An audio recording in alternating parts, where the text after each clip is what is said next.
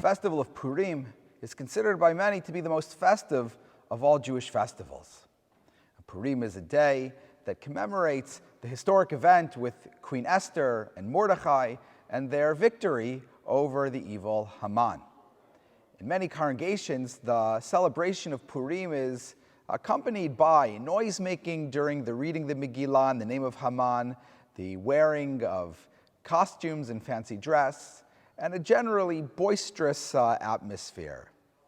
However, that's very different than one finds in Bevis Marks and Spanish and Portuguese synagogues, where noise is not made during the name of Haman. People typically do not dress up.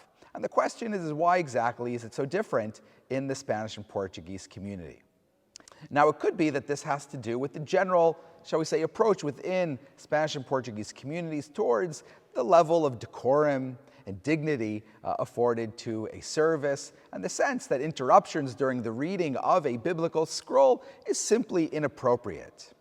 However, it could be related to the message of the story of Purim, and that, of course, is the fact that Esther had to hide who she was. And ultimately, as a result of her hiding it, she was able to rescue the entire Jewish people. For those who founded the Spanish and Portuguese community, they had experienced something similar. They had been forced to hide their identity when forcibly converted to Catholicism. And as a result of that, they ultimately were able to return to Judaism, having survived. And not only that, they were able to establish new communities in Western Europe, in America, and therefore play a crucial role with the establishment or the preservation of Jewish life. And so perhaps they related particularly to the story of Purim and the figure of Esther, and as a result treated the festival of Purim with a high level of respect and dignity, and not what often descends into, shall we say, too much levity on the holiday.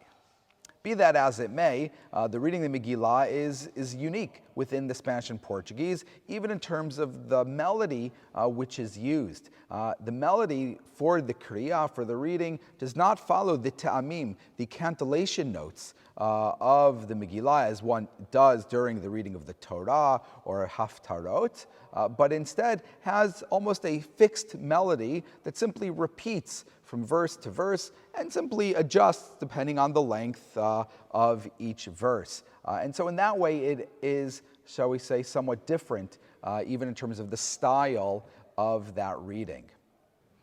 Vayhi b'mei Achashverosh hu Achashverosh Hamolech mehodu v'yad kush sheva v'yasrimu meya medina. The Megillot themselves, though, are very beautiful in the way that they are constructed. The Megillot, traditionally in the Spanish and Portuguese, will have a silk cloth which is stitched into the parchment. Now, the one that I'm holding is quite old, and as a result, it doesn't, shall we say, wrap all the way around, but normally this silk would go all the way to the end of the cloth, and when the scroll is closed, because it turns just on a single pole in the middle, not like a Torah on two poles, it would be covered and protected by this silk that would run just for a page or two of the Megillah. The other part, which is you often find with the Megillot, is that they have an additional piece of parchment that has the various blessings on it, the blessings for before and after the reading. And so in that way, those are another feature that you often find with these Megillot.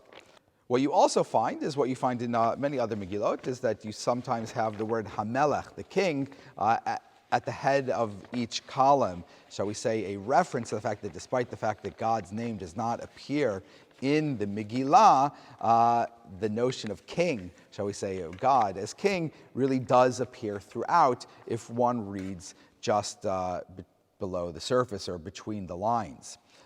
Now, the Megillot that we have here are quite old, but are often difficult to date in terms of exactly when they are from. And Megillah that I have here that I'd like to show you is really beautiful.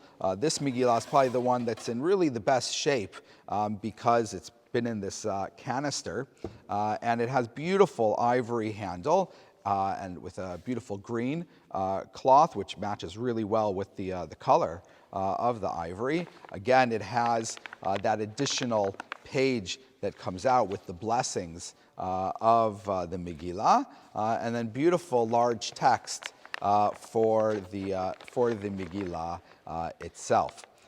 And I will be reading from this Megillah on Purim, which is going to be the first time that I'll be reading the Megillah, so very exciting. Though it's worth mentioning that this Megillah does not start each column with the word HaMelech. So that wasn't something that was ubiquitous within all of these Spanish and Portuguese Megillot.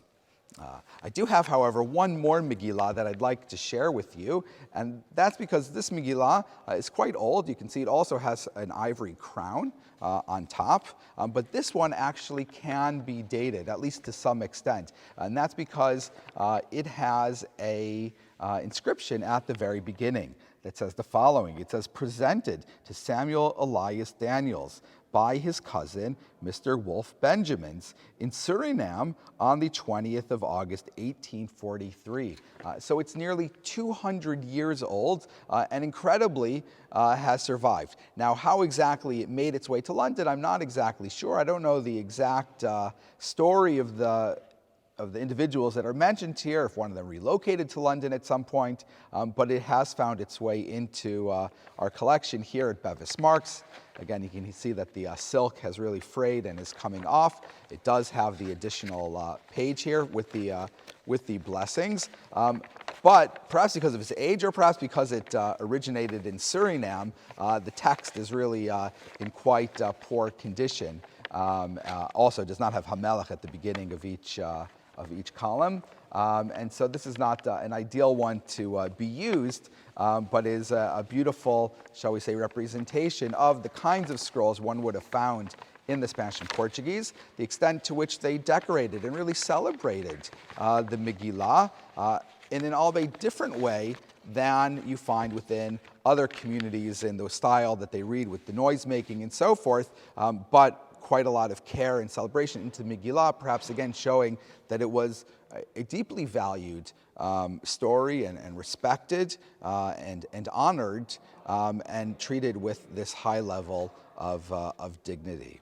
And so I'm very much looking forward to celebrating Purim with the community, as I mentioned, reading the Megillah for the very first time, and to celebrating the important story of survival, which is the Megillah. And so I wish everyone a happy Purim, a Purim Sameach, a Purim Alegre.